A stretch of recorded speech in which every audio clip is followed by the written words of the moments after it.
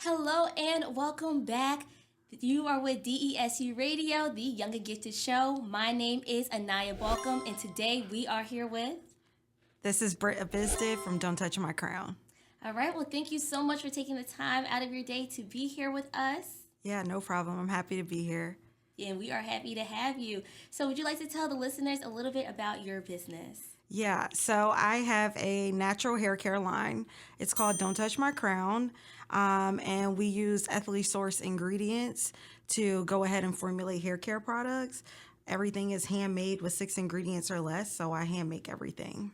Wow, that's amazing. Yes. That is so amazing because I cannot do anything from scratch at all. So to hear that you hand make everything. Yes. And, I did my research. I was looking online. I saw all the products that you offer. So, amazing. Clap it up for you because I know you be doing your big one, and especially on the website, I could tell. So with that being said, speaking about the products, what influenced you in the first place to make that? I was just tired of buying hair products that wasn't working for me.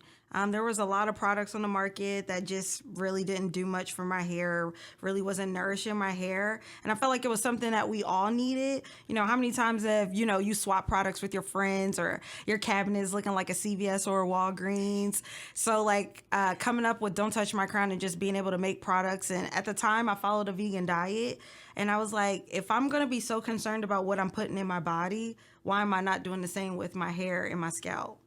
Right, and that, that makes sense. And I feel like a lot of times we do normally, forget to worry about our hair health and our scalp health. We will buy something and it has all these products that we cannot pronounce, but then when it comes to eating, we want to make sure that we can pronounce everything and we know what everything looks like. So I completely agree. So now you told us a little bit about the process with making your products. So now what did the process look like on the business aspect of things? On the business end, it was just a lot of research. Consulting with freelance chemists to come up with the formulas and just making sure that I'm meeting all the standards that are required to have a beauty product on the market. Right. And I'm still learning as I'm going. It's not an easy journey, but because it's what I'm passionate about, I think that's what makes the journey worth it.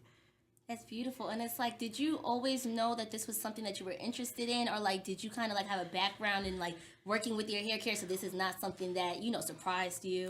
Actually, I was in IT. I was a network engineer. I was a network engineer for 15 years. Wow. And I've been in IT for a really long time. And I think that was a different part of my life. But I've always cared about my hair care and my protecting my curls and just figuring out what works for me. And I think that passion kind of just drove me forward to just take a leap and say, I think this is what I want to do and I'm just gonna lean on faith and do it. Wow, I love that, leaning on faith. So you're a double threat because one you're in IT, and I feel like if you are in IT, you have a special set of just patience, but also you're making your own products as well. You have a real level of patience that I just have not achieved yet, but I hope that I can get there one day. Yeah, you will. It takes time. I tell my sister, she's in vet school, and I tell her all the time, she's the person that I am today, she's seen me grow so much. And I always tell her, when you reach a certain point in your life, you start to want to prioritize your peace over everything. Right. So when you love what you do and you're prioritizing your peace, it's they say, you're really minding your business. You lock in and you set your goals and you stick to it. Yeah, I agree completely. And so you were talking about your growth from who you were to who you are now. Mm-hmm. So what were one of the roadblocks that you faced within that growth? I say I face things every day, to be honest. One of my favorite quotes is when things don't go according to plan, we pivot. Mm-hmm. Because I feel there's always something. For instance, the first product that I put on the market, it failed. So it was really, I'm already a person that's naturally a little hard on myself. So it was a little hard for me to take that rejection, but I couldn't just give up. Right. I knew that what I was trying to do, I just need to use my resources so I can do the things that I actually want to do. But having your product fail, not even because of the formula, but because it's breaking down and it's all natural as it's being shipped. So you have to go back to the drawing board, and you got to just start over. So I think I love that I was able to do that, but I've definitely hit a lot of roadblocks on the way for sure. Wow, and I think that too, that's just a testament to how passionate you are, and like just speaking about like how we kind of talked about it earlier, like the passion that you have with, you know, being in IT and now being in this, and then just being able to continue forward. So what is some advice that you would give to, you know, aspiring entrepreneurs that are trying to move forward in their craft? Lock in. Like, actually know what you want to do. A lot of times I feel that people make the decision to say they want entrepreneurship, but that might not be the route for them. But if you're finding out like what your passion is and you're actually pouring the time into it, I think you can achieve anything.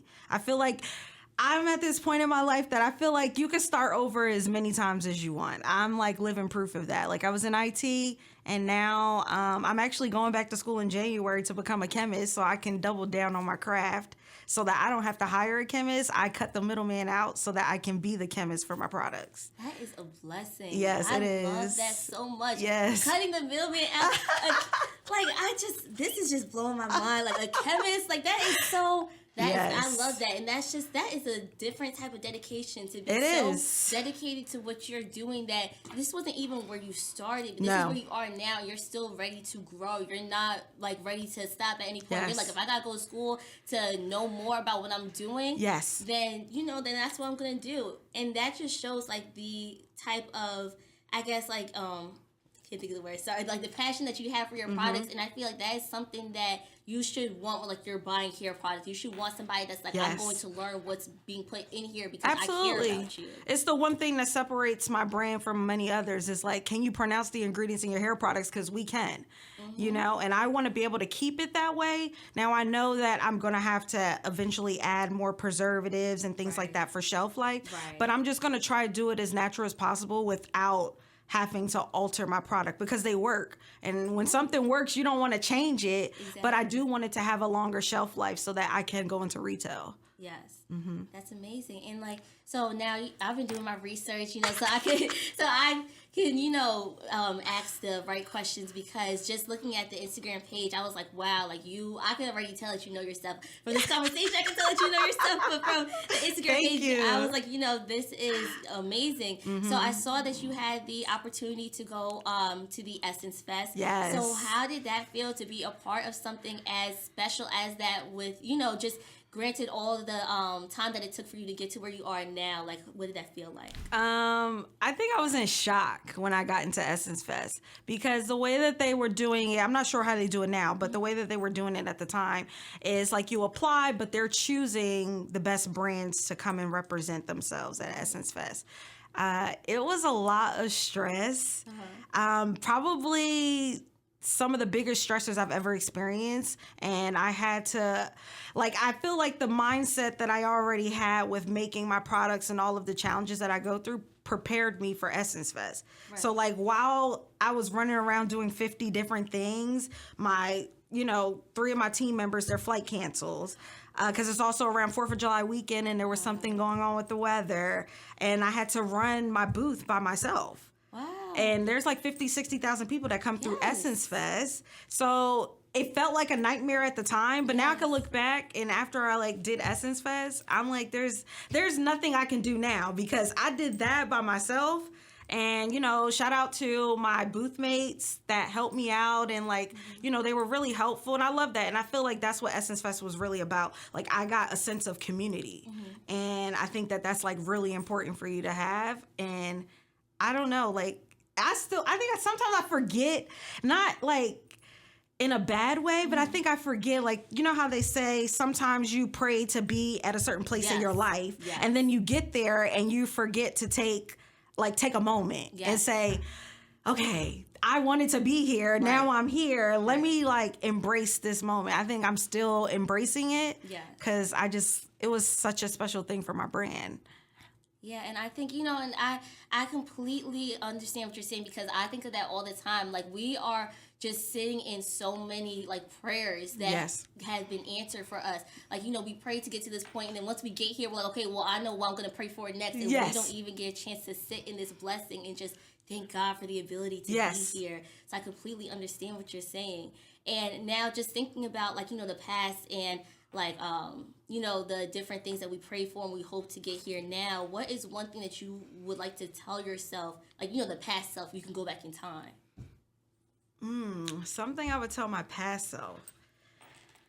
I guess it's something I'm still telling myself, like, don't be hard on yourself. I mean, my family tells me it too, but sometimes I feel that to reach a certain level in life and where I'm actually trying to go, I think I have to be a little hard on myself. Maybe not as hard as I am typically, but I think that you have to hold yourself accountable. Because there may not be people on the way that's going to understand your journey. You know, God sent it. These lenses are just for you. Only you have this vision of what's happening, you and him.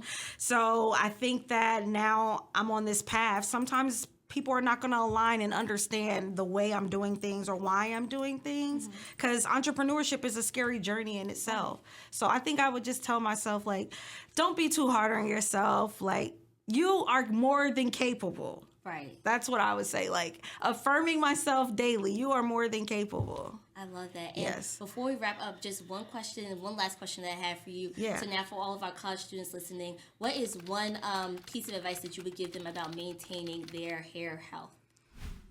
I would say start at the basics.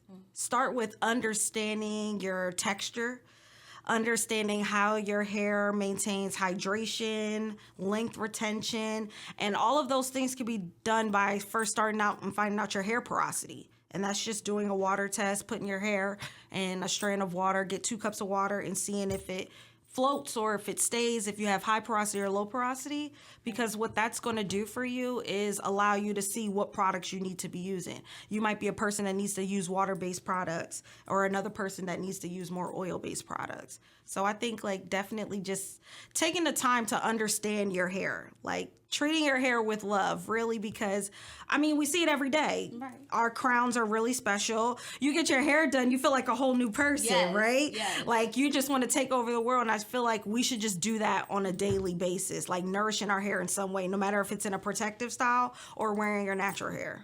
I completely agree. Yeah. Thank you so much for taking the time out to speak with us today. Absolutely. This is Anaya Balkcom and this is Britt Abisdid from Don't Touch My Crown.